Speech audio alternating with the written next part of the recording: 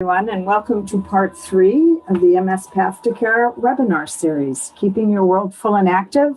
It's all about managing your symptoms. And I'm Roz. I'm a clinical psychologist with Can Do MS.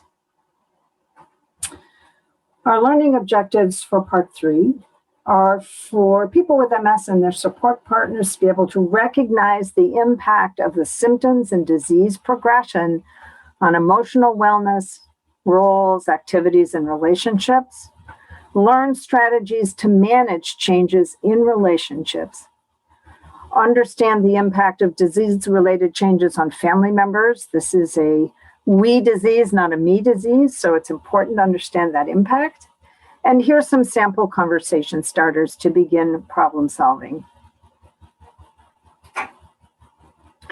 In this segment, we are focusing on relationships. If you haven't had a chance to watch parts 1 and 2 that looked at work and some mood issues, I encourage you to go back and watch parts 1 and 2.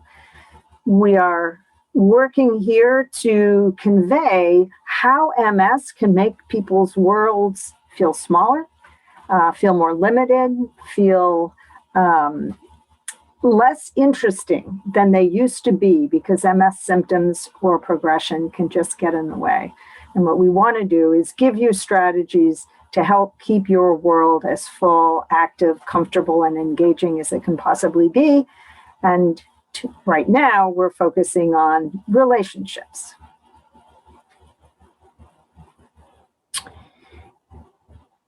There are lots of different ways that symptoms can impact relationships. So I'm a psychologist. I always start with the emotional aspect of things. And definitely emotional changes can impact people's relationships. All of our relationships are impacted by our moods every day. Depression, anxiety, irritability in either partner can complicate everyday interactions and make them very challenging. Certain feelings like grief, resentment, anger, fear, feeling invisible, undervalued, those can make communication challenging because those feelings are kind of roiling around inside of us, getting in the way. Changes can alter the balance in a relationship. So when symptoms or disease progression make it essential for people to change up what they do in their home or at work, that impacts the partnership and the ways that roles have been managed in the home or in the workplace before. And that can have an impact on relationships. Sometimes people describe MS as being like a third wheel in their life. It's always present. It's always affecting personal interactions or shared activities.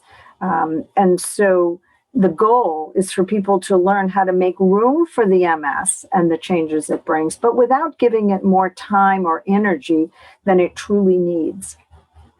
And maintaining intimacy with your partner. Sometimes feelings can get in the way of emotional as well as physical closeness between partners. So let's start with communication, because I think that's really the foundation for all relationships, whether it's a brand new relationship that you're just trying to forge with another person, or it's your ongoing relationships. Being able to communicate comfortably and effectively is a challenge and a skill. So let's talk about it some more. People often find it difficult to make a place in their lives for good, effective communication. Our days are too busy, we're too tired, there's just not a good time or a good place to have that meaty conversation that we need to have. Sometimes people feel the conversation is too embarrassing. It's hard to talk about some of these things, whether it's MS symptoms like bowel or bladder changes, or it's intimacy concerns. It's too hard to talk about and too embarrassing. Or sometimes people have a lot of concerns about the unpredictable future with MS, and it's just hard to talk about it. People often don't want to upset each other. Partners may not want to bring up difficult topics because they don't want to make someone they love worry more or feel more upset or think about painful things they don't want to think about. Sometimes people tell us they just don't know what to say. They don't know how to put their feelings or concerns or questions into words, and so they just don't say anything. And sometimes people feel that the problems are so big, so overpowering, overwhelming, that they don't think communication will help. So they gradually kind of recede into silence rather than talking about it. So we have many good Can Do MS webinars that focus on communication skills and help people understand the important aspects of being a good listener in a conversation and being a good communicator. So I encourage you to check out those Can Do MS webinars. Here are some suggested communication starters, because sometimes taking the first step just to initiate the conversation is the hardest part. And once you get started, it's easier.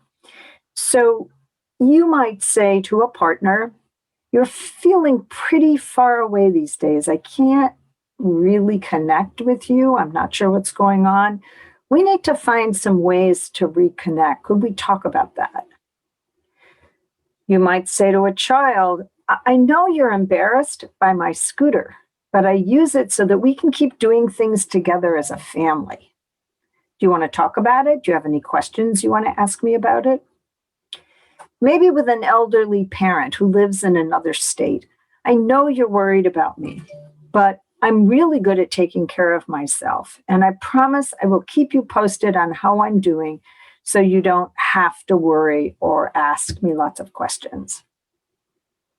With a healthcare provider, you might say, "The future feels unpredictable. It feels uncertain. I never know what's going to happen with my MS. Could you help us figure out how best to plan for that unpredictability?" With a mental health professional, MS is getting between us. It's really getting in the way. It's like a third wheel in our relationship. It's interfering with our intimacy, and we don't know how to get it back, and we don't know how to talk about it. Could you help us have that conversation? So again, there are lots of people on this healthcare team who can help. Certainly, the mental health professionals can jumpstart difficult conversations with you, get you started, give you even more possible conversation starters that you can use at home and with other people in your life. But I think it's important also, for example, if you're having trouble communicating about symptoms that you're having, your neurologist or nurse or someone on the rehab team can help you explain those symptoms in a way that somebody else can understand, particularly those invisible symptoms that are so hard for people around you to understand. So keep in mind, you don't have to do any of this alone. You have a large team of people who can help you with challenges that you're having with your relationship. And our goal, again, is for you to work on your relationships and your communication in ways that help keep your world as full and engaging with as many people in your life as you want to have in your life, so that you don't feel isolated or alone, that you feel part of an active community, an active family, and your relationships feel satisfying.